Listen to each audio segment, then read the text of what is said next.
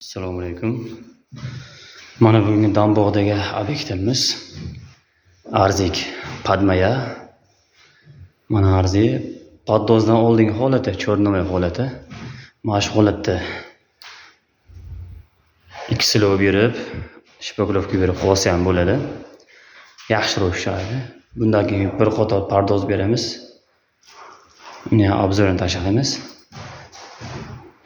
Dambog'dagi obyekt Arzik Padmayak.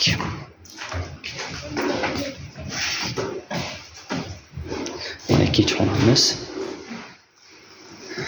Arkali bo'lgan. Bu ham pardozga qaragan holati.